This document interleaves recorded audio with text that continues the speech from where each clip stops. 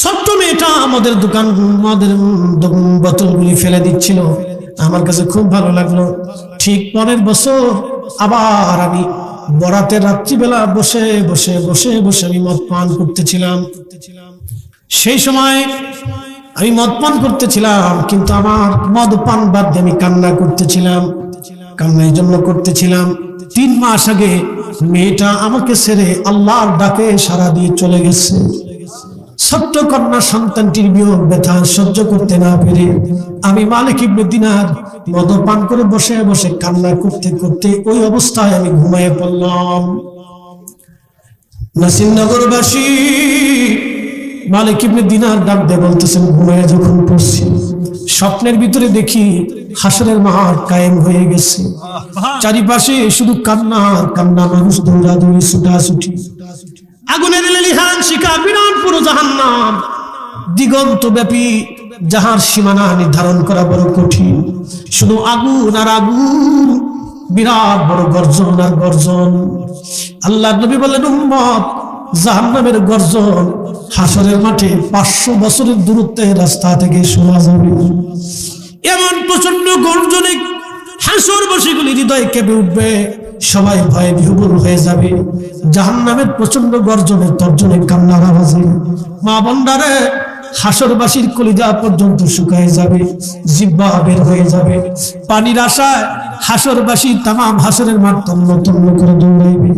আল্লাহর নবী ডাক দিয়ে বললেন, সাহাবীরা রে, হাউজে কাউসারের পানি ছাড়া আর কোনো পানি সেই দিন থাকবে না। আমার উম্মত, সেই দিন আমি তোমাদেরকে ডেকে ডেকে ডেকে ডেকে হাউজে কাউসারের পানি পান করাবো। সাহাবীরা বললেন, হুজুর, কোটি কোটি মানুষের ভিড়ে আপনি কি করে হাউজে কাউসারের ওই দিন আপনার উম্মতদেরকে ডেকে ডেকে পানি পান করাবেন? উম্মত আপনি কিভাবে চিনবেন?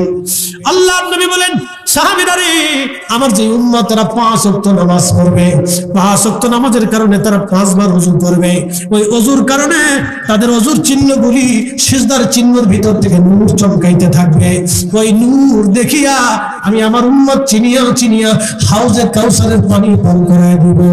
সাহাবীরা রে, একবার যদি কেউ হাউজে কাউসারের পানি পান করে রে, 30,000 বছর, কোন কোন বর্ণনায় নবী বলেছে জান্নাতে যাওয়ার আগ পর্যন্ত হাসরের মাঠে পানির কথা মনে থাকবে না। চিৎকার মেরে জোরে বলবেন কি, ইয়া রাসূলুল্লাহ! সেই হাউজে কাউসারের মালিকানা আমার নবীর হাতে থাকবে। একবার জোরে বলা যাবে কি, মারহাবা! শ্রেষ্ঠ নবী দিলাম রে, তরিয়ে নিতে রোজা হাসরে, ঠিক কি না? শ্রেষ্ঠ নবী দিলাম রে, তরিয়ে নিতে রোজা হাসরে, পথ না ভুলি তাই তো দিলে পাক কুরআনের বাণী। খুদা তুমি মেহেরবানি, সুন্দর ফল সুন্দর ফল, বলেন মিঠা নদীর পানি, খুদা তোমার মেহেরবানি, খুদা তোমার মেহেরবানি। মালিক ইবনে দিনার আল ইরাকি আল বসরি বলতেছিলেন, দুনিয়ার মানুষে হাসরের মাঠ বড় ভয়াবহ। ওই কঠিন মাঠে আমি দেখলাম আমার একটা সাপ দাবড়াইতেছিল, কালো বিরাট বড় অজগর সাপ, চোখ তার একটা তিলক বিশিষ্ট, খুবই ভয়ঙ্কর। এই সাপটা আমার পিছে পিছে আমাকে দাবড়াইতে লাগলো। সারা হাসর মাঠ তন্ন তন্ন করে আমি সাহায্যের জন্য খুঁজলাম, কিন্তু কেউ আমাকে সাহায্য করলো না। হাসরের মাঠের এক কোণার ভিতরে আমি যাই দেখলাম এক বৃদ্ধ লোক সুন্দর পোশাক পরে বসে আছে। আমি তাকে বললাম, বৃদ্ধ, আপনি সাপ থেকে আমাকে বাঁচান, এটা আমাকে তাড়া করতেছে, আমাকে কামড়াবে, মেরে ফেলবে। আজ বৃদ্ধ ডাক দিয়ে বলল, মালিক রে, আজকে আমি তোমাদের সাহায্য করার কোনো ক্ষমতা রাখি না, কারণ আমি বৃদ্ধ, আমার শক্তি দুর্বল, তুমি অন্য কোথাও দৌড়ে যাও। মালিক ইবনে দিনার বললেন, আমি দ্রুত গতিতে দৌড়াইতে লাগলাম। বিরাট বড় হাসরের মাঠের এক কোণায় যাই দেখলাম সুন্দর আলী আলিশান বিরাট বড় একটা প্রাসাদ। এই প্রাসাদের মধ্যে ছোট ছোট বাচ্চারা খেলাধুলা করতেছিল। এই প্রাসাদের দিকে যখন আমি আশ্রয়ের জন্য দৌড়াইতে লাগলাম, একজন ফেরেশতা ঘোষণা দিল, এই প্রাসাদের বাচ্চারা, ছোট ছোট গিলমান গোলাম যারা আছো তোমরা বের হয়ে আসো। একজন আল্লাহর বান্দা প্রাসাদের দিকে দৌড়ায় দৌড়ায় সাহায্যের জন্য আসতেছে। মনে হয় তার কোনো আমানত প্রাসাদের ভিতরে আছে। আমি প্রাসাদের দিকে দৌড়ায় দৌড়ায় গেলাম, যাওয়ার পরে ফেরেশতা দরজা খুলে দিল। আমি ভিতরে দৌড়াইলাম আর দেখি হাজার হাজার বাচ্চারা দৌড়ে আসতেছে। ওর ভিতরে দেখি আমার সেই ছোট্ট মেয়েটা যে আমার কোল ফাঁকি দিয়ে খালি করে চলে গিয়েছিল। আমি মালিক দেখি রে, ওই মেয়েটা দৌড়ায় দৌড়ে আমার দিকে দৌড়ে আসতেছে। আমার দেখা আব্বু আব্বু বলে দৌড়ায় আমাকে জড়ায় ধরছে। ছোট্ট মেয়েটা যখন আমার কাছে আসলো, ওই সাপটা ছোট্ট মেয়েটা সাপটাকে ধরতে গেল, দৌড়ে সাপ পালিয়ে গেল। আমি বসে পড়লাম, মেয়েটা আমার কোলের মধ্যে বসে আমাকে আদর করতে লাগলো। আমার দাড়ি ধরে, চুল ধরে, মাথা ধরে মেয়েটা আমাকে আদর করতে লাগলো। আর ডাক দেয়া বলতেছে, আব্বু এখনো কি তোমার সময় হয় নাই তুমি আল্লাহর দিকে ফিরে আসবে? আব্বু এখনো কি সময় হয় নাই তুমি মদ পান করা ছেড়ে দিবা? আব্বু তোমার কি এখনো সময় হয় নাই তুমি নামাজের কাতারে আসবা? আব্বু তোমার এখনো কি সময় হয় নাই তুমি রোজার মধ্যে আসবা? আব্বু তোমার এখনো কি সময় হয় নাই তুমি জিকিরের মাহফিলে বসবা? আব্বু তোমার এখনো কি সময় হয় নাই তুমি মসজিদে যাইবা, মসজিদে দান সদকা করবা? আব্বু তোমার এত সম্পদ দিয়ে কি করবা? আব্বু তোমার এখন কি সময় হয় না আল্লাহর দিকে ফিরে আসবা? মালিক ইবনে দিনার আল ইরাকি বসরি রাহিমাহুল্লাহ বলতেছিলেন, আমার ছোট্ট মেয়েটা আমাকে কোলের মধ্যে বসে বসে এইভাবে বলতেছিল। আমি ডাক দিয়ে বললাম, মা গো বলবানি আজকে কঠিন হাসরের মাঠে ওই সাপটাকে কেন আমারে দাবড়ায়? আমার মেয়েটা ডাক দিয়ে বলতে, আব্বা যান ওই সাপটা হলো আপনার বদ আমল। সারা জীবন আপনি অন্যায় কাজ করেছেন, জুলুম করেছেন, আল্লাহর সাথে আপনি আল্লাহর বিরুদ্ধাচরণ করেছেন, আল্লাহর আইনের বাহিরে কাজ করেছেন। গুনাহ করার জন্য সমস্ত গুনাহগুলিকে আল্লাহ জমা করে আজকে আপনার শাস্তি দেওয়ার জন্য এই সাপটা আপনার পিছনে নিয়ে দিয়েছে। এটা আপনার বদ আমল। আপনাকে ধরতে পারলে আজ আপনার নিস্তার ছিল না আব্বা জান। আপনি আজ যেতে পারতেন না, এই হাসরের মাঠে কঠিন আযাবের ভিতরে আপনি পড়ে যাইতেন। মালিককে দেখে বলতেছে, মা বলো তো ওই বৃদ্ধ যে হাসরের মাঠের কোনায় বসে চলে ওই বৃদ্ধটাকে? সেদিন মেয়েটা ডাক দিয়ে বলতেছে, আব্বা জান ওই বৃদ্ধটা হলো আপনার নেক আমল। আপনি জীবনে আমল কম করেছেন, আমলটাকে দুর্বল বানাইয়া আপনি গুনার কাজ ভারী ভারী করছেন। আব্বা জান আমলটাকে কম করিয়া গুনার কাজ ভারী করেছেন, ওই গুনাহ হলো সাপ। আর ওই বৃদ্ধটা হলো নেক আমল, আপনি তার কাছে সাহায্য চেয়েছেন, কিন্তু আপনার আমল দুর্বল করে রাখার কারণে আজকে হাসরে আপনাকে সে সাহায্য করে নাই। ডাক দিয়ে বলতেছে, মা গো এই জান্নাতি প্রাসাদের মধ্যে তোমরা কি করো? এত ছোট ছোট বাচ্চা কাঁদে। বলতেছে, আব্বা জান এই যাদের ছোট্ট কাল কোল খালি দিয়ে যার সন্তান মারা যায়, ছোট্ট কালে যার সন্তান মারা যায়, যে মায়ের কোল খালি হয়ে যায় বাচ্চাগুলির আল্লাহ হাসরের মাঠে এইখানে প্রাসাদে জান্নাতের ভিতরে তাদের বসবাস করে। আল্লাহ এখানে তাদের লালন পালন করে এই জান্নাতের মধ্যে তারা থাকে। ডাক দিয়া বলতেছেন, মা তুমি কি তাহলে জান্নাতে? বলে, আব্বা জান এই জান্নাতে আমি। আব্বা জান আজকে যদি আপনার এই কন্যা সন্তান মারা না যাইতো, তাহলে আজকে আপনি মালিক ইবনে দিনার জাহান্নামের মধ্যে নিক্ষিপ্ত হয়ে যাইতেন। এখান থেকে আপনি আর যেতে পারতেন না। আব্বা জান আমি আপনার মেয়ে, আজকে আপনি আমার কাছে আসার কারণে আপনার সাহায্য করতে পারলাম। তবে আব্বা জান ফিরে যাচ্ছেন, কোনদিন আল্লাহ থেকে জুদা হয়ে যাবেন না। স্বপ্ন দেখার পরে মালিক ইবনে দিনারের ঘুম ভেঙে গেল। ওই অবস্থায় তিনি তওবা করলেন, গোসল করলেন, ওযু করলেন, ফজরের নামাজ পড়লেন।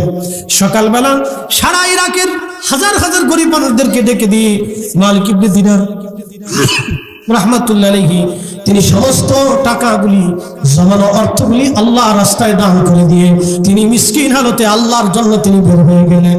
পৃথিবীর এমন কোন আলেম নাই যে ওনার জীবনী না লিখেছেন, এমন কোন আলেম নাই ওনার প্রশংসা না করেছেন। একবার জোরে বলা যাবে আল্লাহু আকবার। হযরত মালিক ইবনে দিনারের জীবনী পরিবর্তন হয়ে গেল। শুধু পরিবর্তন হয় নাই, তিনি এত বড় ওলি আল্লাহ হয়ে গেলেন, এত বড় দরজার ওলি হয়ে গেলেন।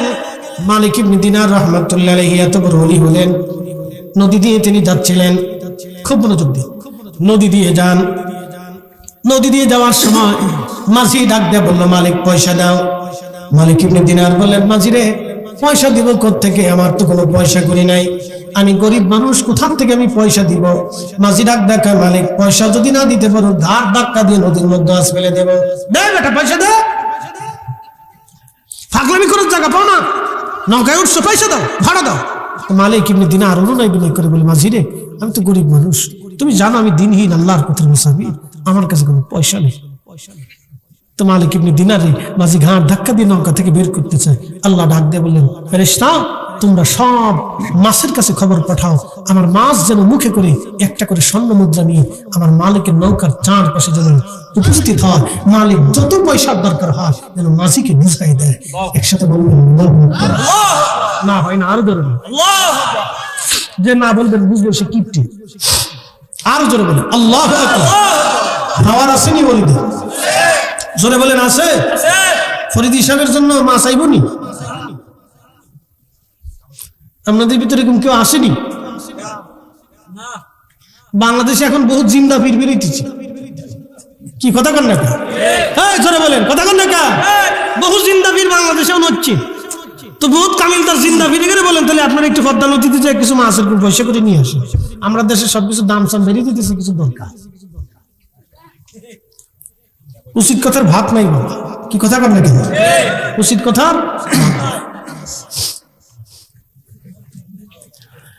একসাথে ধরে বলেন তো আল্লাহু আকবার।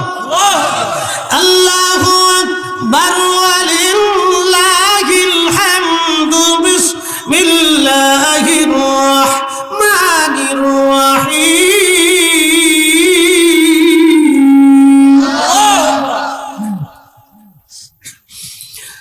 আল্লাযীনা আমানু ওয়া কানু ইয়াত্তাকুনা লাহুমুল বুশরা ফিল হায়াতিদ দুনিয়া ওয়া ফিল আখিরাহ।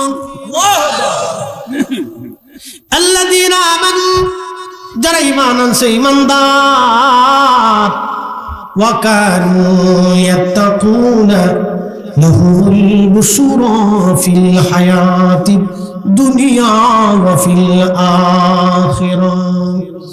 দুনিয়াতে ঈমানের পরে যারা মুত্তাকি হয়েছে, আল্লাহকে ভয় করেছে, আল্লাহর কোরআন বলতেছেন দুনিয়াতে তাদের জন্য সুসংবাদ, আখিরাতেও তাদের জন্য সুসংবাদ।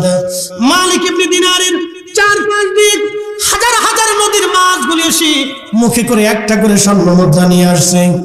মাঝি, মালিক ইবনে দিনার ডাক দিছে, মাঝি যতগুলি পয়সা লাগে ভাড়া বাবদ তুমি নিয়ে যাও, আমার আল্লাহ মাছের মুখে করে আমার জন্য পয়সা পাঠিয়ে দিয়েছে। তুমি 1 পয়সা চেয়েছো, আমার আল্লাহ হাজার হাজার মাছের মুখে করে শত শত হাজার হাজার স্বর্ণ মুদ্রা পাঠিয়েছে। তোমার যত দরকার তুমি আজকে ভাড়া বাবদ নিয়ে যাও।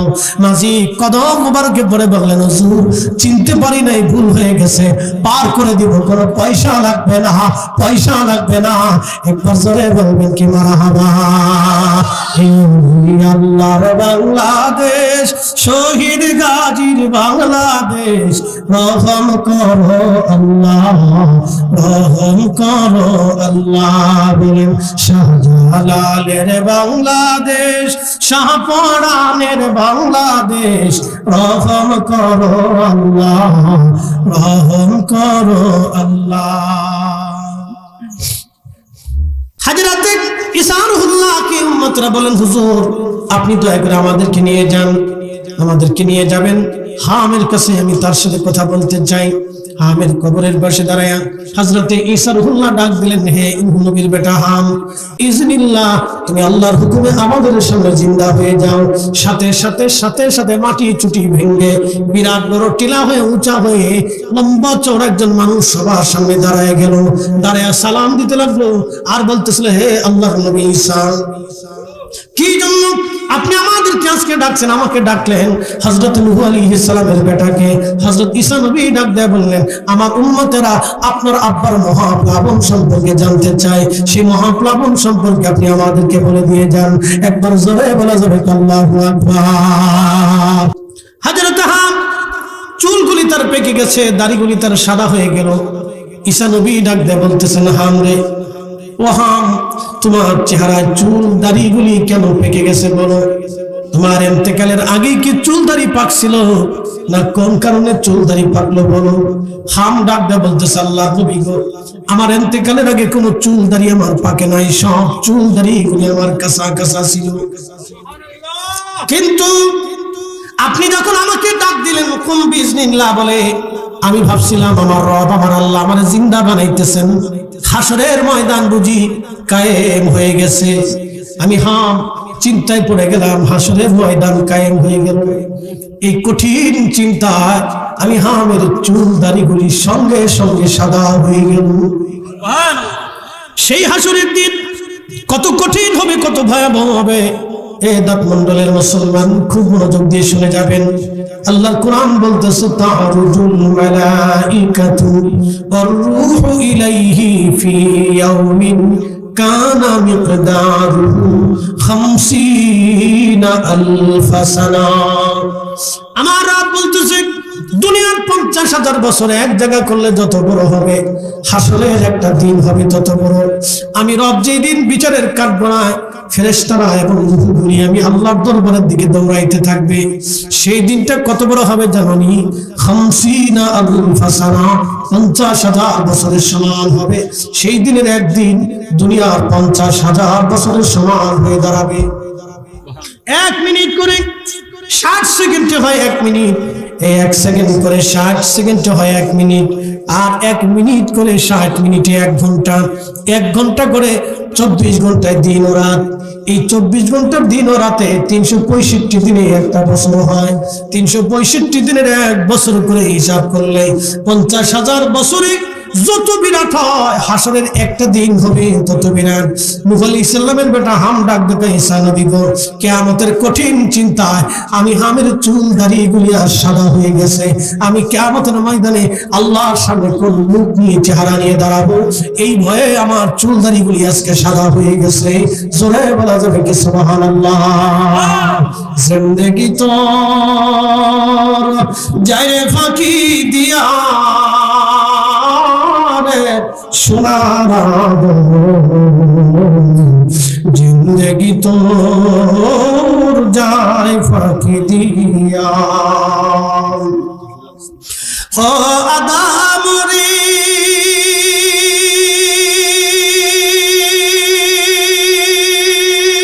পাক ধরিয়া গেছে দাড়ি, দন্ত আছে গোটা চারি, সমন জারি গিয়াছে কুড়িয়ারে সোনার জিন্দেগি তোর যায় ফাঁকি দিয়া। আল্লাহুম্মা সাল্লি আলা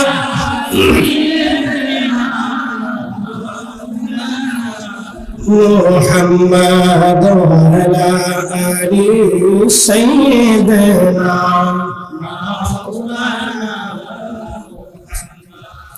দাঁত মন্ডলবাসী, মেহেশ্বরের মাঠ এত কঠিন হবে, ভয়াবহ হবে সেই দিন। আল্লাহু আকবার। সূর্যটা মাথা বরাবর হবে, সূর্যটা মাথা বরাবর মাত্র 1.5 থেকে 2 মাইল উপরে হবে। তাফসীরের মধ্যে আসছে ওই সূর্যটা, এই আয়াতের তাফসীরের মধ্যে ইমাম ইবনে কাসির লেখেন, মাথা বরাবর সূর্য হবে। বর্তমান পৃথিবীতে যে সূর্যটা আছে এর উত্তপ্ততা, এর কঠিনতা হলো 200 কোটি ডিগ্রি সেলসিয়াস তাপমাত্রা। এই 200 কোটি সেলসিয়াস তাপমাত্রা একটা লোহা গলে গলে পানির মতো হয়। বিভিন্ন যন্ত্রপাতি বানানো হয়। মাউথটা বানানো হয়েছে লোহা গলাইয়া, এই মাউথের কভারটা বানানো হলো লোহা ধাতব পদার্থকে গলাইয়া। মাত্র 13,000 ডিগ্রি সেলসিয়াসে এই লোহাটা গলে আজকে এই আকার করে তৈরি করে আপনার সামনে নিয়ে আসা হলো। আর সূর্যের তাপমাত্রা 200 কোটি ডিগ্রি সেলসিয়াস। ওই সূর্যটা যদি আল্লাহ একটু নিচে তুলে দেয়, তাম পৃথিবী পুড়ে পুড়ে সরকার হয়ে যাবে, পৃথিবীর কোনো অস্তিত্ব সৃষ্টিতে থাকবে না।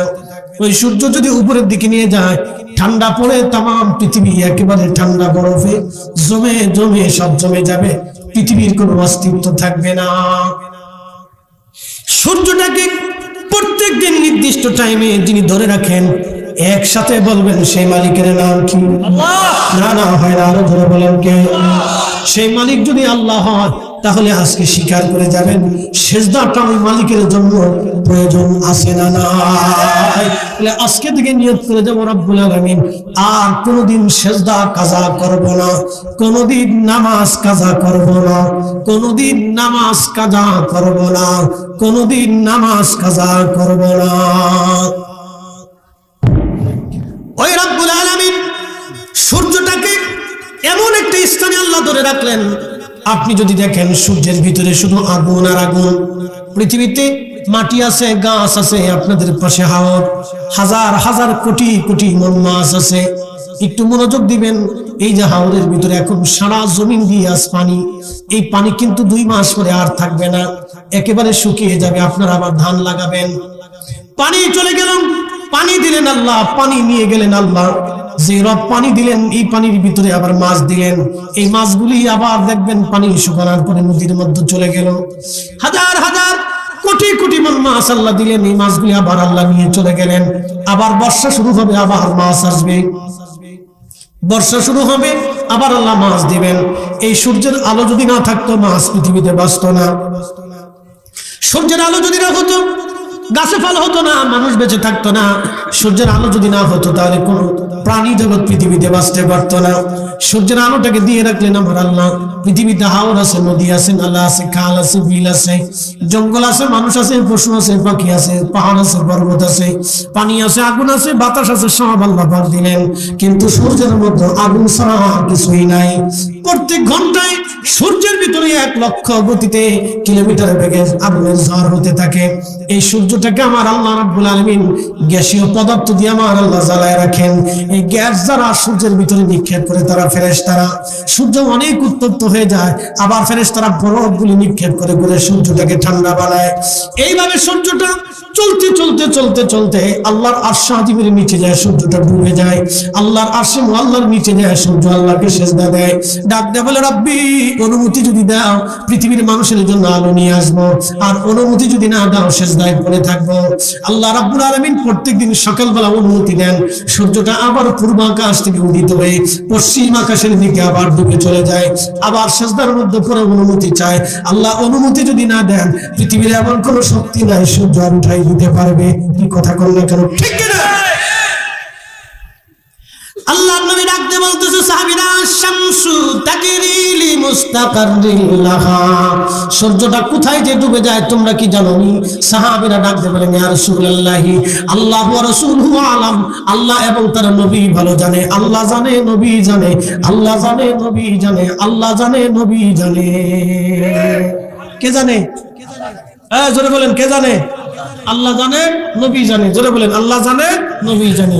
সূর্যটা যে আর সাজিমের নিচে আল্লাহকে সিজদা দিয়ে বসে থাকে। এই সূর্য যদি না উঠতো আলো পেতাম না, পৃথিবী হতো না, গাছ হতো না, মাছ হতো না। এই সূর্যের সাথে সৃষ্টিকালের জাস করবে। কিন্তু এই সূর্য এক জায়গায় স্থির না, সূর্য সৃষ্টিতে চলমান। মনোযোগ দিবেন, সূর্য তার নির্দিষ্ট গতিতে নির্দিষ্ট স্থানে চলতে থাকে, চাঁদ তার নিচে নির্দিষ্ট জায়গায় চলতে থাকে, পৃথিবী তার নির্দিষ্ট স্থানে চলতে থাকে। কেউ কারো সীমানার ভিতরে আল্লাহর আইন বেঁধে রেখে কেউ আসতে পারে না। আল্লাহর আইনের ভিতরেই সে থেকে যায়, আল্লাহর আইনের বাহিরে আসে না। কিন্তু আমরা মানুষ একমাত্র আল্লাহর আইনের বাহিরে চলে যাই। কথা কর ঠিক কিনা? আমরা মানুষ আল্লাহর আইন মানি না। الشمس والقمر بحسبان والنجم والشجر يسجدان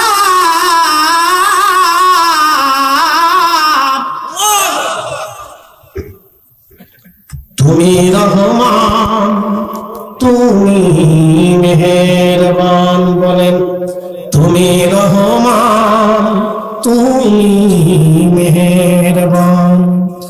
অন্ধ গাহে না শুধু তোমারই গুণগান, অন্ধ গাহে না শুধু তোমারই গুণগান, বুঝেও বুঝে না তবু শান। তুমি রহমান, তুমি মেহেরবান, বলেন তুমি রহমান, তুমি মেহেরবান।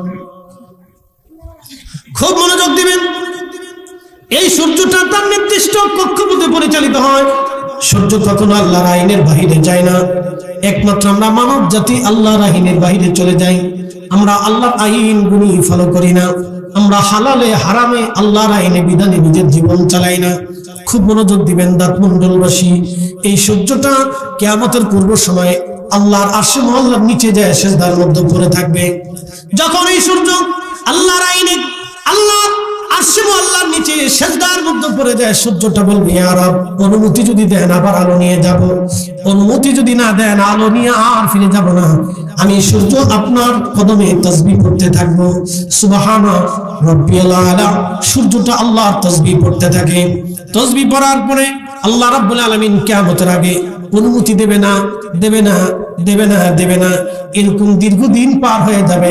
কোন কোন বর্ণনায় 6 মাস হয়ে যাবে। পৃথিবীতে সূর্যের আলো আর ফিরে আসবে না। সারা পৃথিবী অন্ধকারে নিমজ্জিত হয়ে যাবে, হাহাকার পড়ে যাবে, খুন খারাপি বেড়ে যাবে। সারা পৃথিবীতে খাদ্যের অভাব এসে যাবে, দুর্ভিক্ষ চলে আসবে। পৃথিবী অন্ধকারে, মানুষ বিপদগ্রস্ত হয়ে গেল।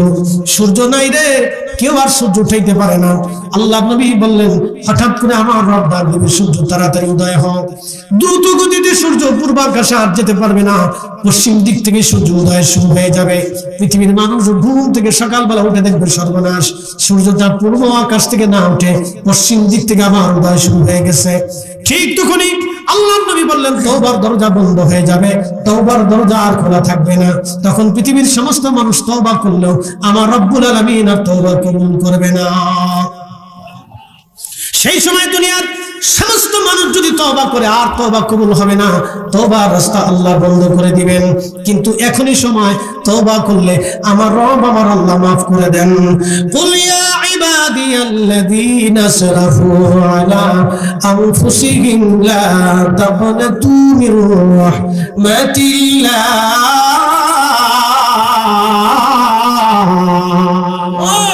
তওবা করো না রে মন, তওবা করো না, তওবা না করিলে গুনাহ, তওবা না করিলে গুনাহ মাফ হবে না রে মন, তওবা করো না।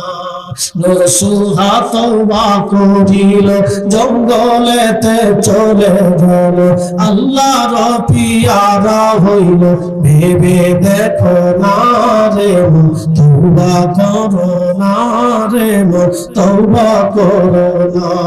তওবা না করিলে গুনাহ, তওবা না করিলে গুনাহ মাফ হবে না রে মন, তওবা করো না। একসাথে করে বলবেন কি মারহাবা। এই আমার দিকে তাকান, গুনাহ আসেনি সবার? না গুনাহ মাফ ছাড়া এখানে কেউ আছে? তো গুনাহ যদি মাফ ছাড়া থাকেন তো চলে যান। আর যার গুনাহ আছে সে বসে থাকে, যার গুনাহ নাই সে চলে যায়। আর যার গুনাহ আছে সে বসে। কারণ আমাদের সবার গুনাহ আছে, শ্রোতা বক্তা কেউ গুনাহ ছাড়া মুক্ত নেই। কারণ যদি গুনাহ না থাকে তো চলে যান, অসুবিধা। আপনি মাসুম, আপনার রুয়াজের দরকার নাই, মাহফিলের দরকার নেই, দুয়ারও দরকার নেই। আপনি খিচুড়ি খেয়ে চলে যান, দাওয়াত দিয়ে দিল, আপনি তাবারক খেয়ে এরপরে চলে যান। আপনার দোয়া করা লাগবে না, দোয়ার পরে এসেন তাবারক নিয়ে চলে যান। কারণ আপনার তো গুনাহ নাই, বিরাট বড় মাসুম আপনি, আপনার তো মাহফিলের প্রয়োজন নেই, বসারও দরকার নেই। খেলে আইবেন যাইবেন, লটপটি কিনবেন, আবার চলে যান, শেষ। আর যদি গুনাহ থাকে তাহলে বসে, বসতে হবে, না বসলে দিন বুঝবেন না।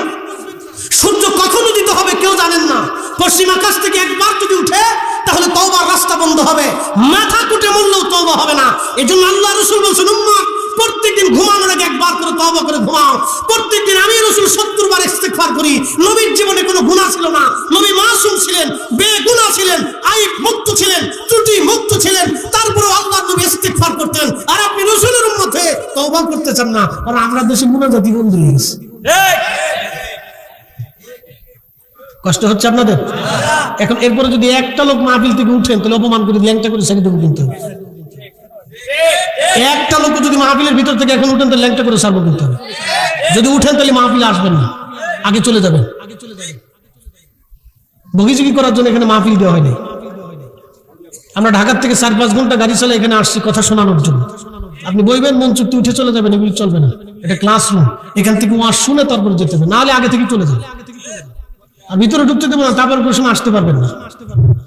পরে এসে টুকলা ধরবেন, তা পারবেন না। কি কথা বল না কেন? টুপলা তো আমরা তাবারক মেহমানদারি তৈরি করছি, যারা মাহফিল শুনবে তারা আল্লাহর মেহমান। এর ভিতরে যারা বসবে তারা কার মেহমান? জোরে বলেন কার? তারা কি আমার মেহমান? তারা সবাই আল্লাহর মেহমান। তা আল্লাহর মেহমান যারা হবে তারা মেহমান তো আল্লাহর মেহমান তো বিয়াদবি করতে পারে না। আল্লাহর মেহমান আল্লাহর মেহমানের মতো বসে থাকতো। আল্লাহর মেহমানের মতো বসে থাকতে হবে। লড়াচড়া করা যাবে না, কথা বলা যাবে না, উঠা যাবে না, লড়া যাবে না, কারণ বহু মানুষ উঠে চলে গেছে আর